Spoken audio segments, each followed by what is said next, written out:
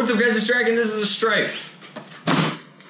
Stripes are boring, I know, but the kits for Stripes are actually pretty cool. So this comes to us from my friend Enoch in Singapore. He got it by way of China. Shipping things that look like they could possibly be firearm parts out of China is very difficult. Don't ask me how I know that, but it is. And so he had to kind of route it through Singapore, and I really appreciate the favor. But you guys are sick of Stryfe mods, and I'm kind of sick of Stryfe mods. So there's a really cool no copyright song out that I'm going to use to go over this time lapse. So enjoy this song. I'm going to stitch this together, and then we'll actually talk about what makes this particular kit so very unique and so cool. Let's go.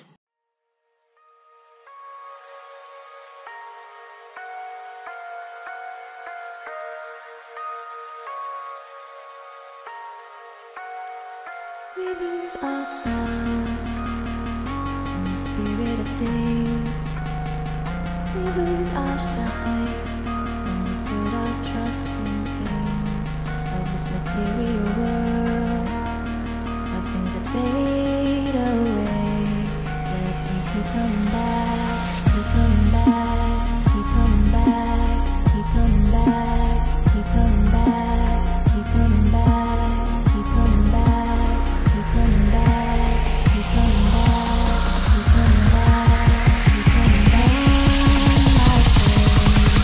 Of things we know.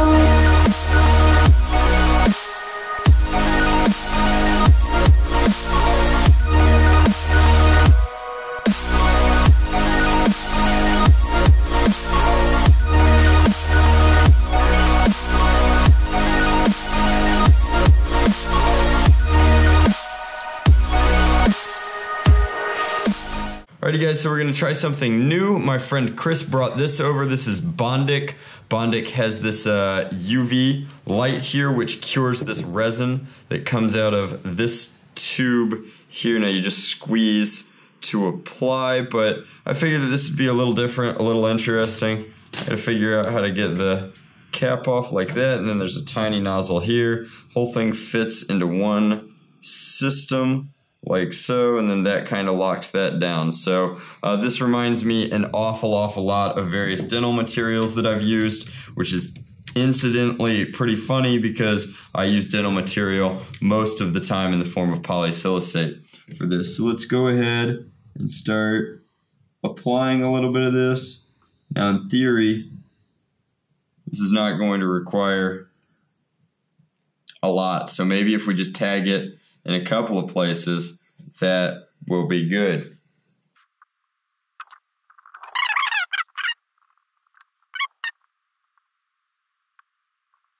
It's actually locking down pretty nicely. This is kind of cool stuff. So again, the polysilicate is really expensive, so if you're looking for something a little bit cheaper, this kit in and of itself is not terribly cost prohibitive, and then I know the reloads for it are actually pretty affordable. A perfect example of something that used to be pretty exclusive technology to the medical field becoming more available for civilian use.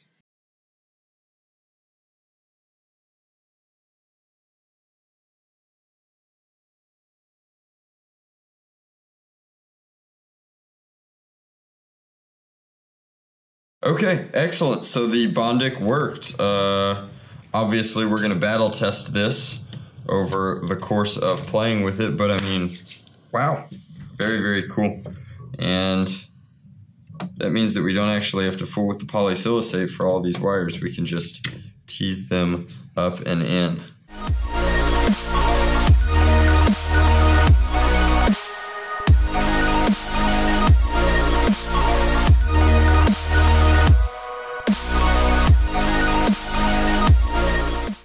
Alrighty guys, so I just want to point out these are prototype Bulldog flywheels from the UK. I picked these up at Terminal Infection, and we will find out how they work. So obviously they're hooked up to some of the Michel 2.0 motors, but it'll be very interesting to see how these perform, as we normally use containment crew flywheels.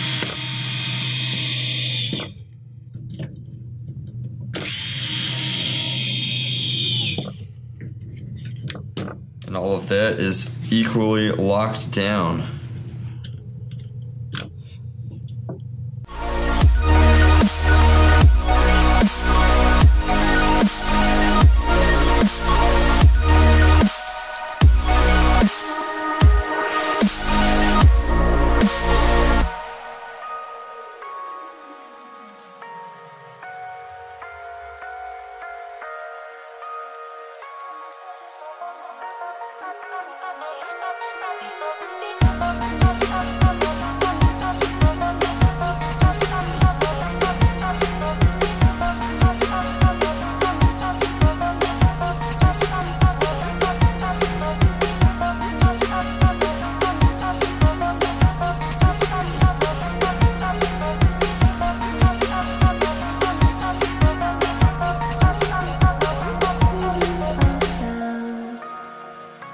Spirit of things, we lose our sight when we put up.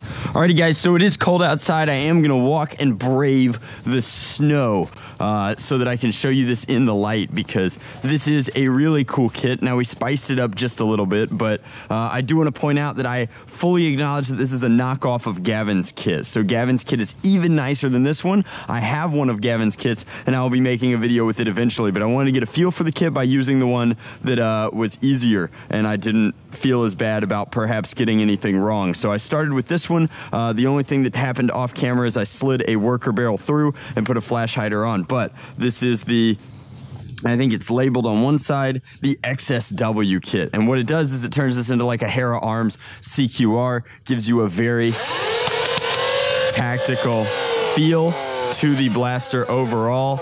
And wow, it's pretty loud too. This whole area kind of acts as like a sound amplifying chamber. I think there are these places here and here where you could attach sling points. It's cold outside, yikes. Fun fact, rival rounds actually swell up in snow. I don't know why that is. I guess they get waterlogged. The headshot ones seem to do it a little unevenly, whereas the genuine ones, anyway, that's just a weird aside. Let's talk about this. So the Bulldog flywheels are actually quite awesome. They have decent concavity.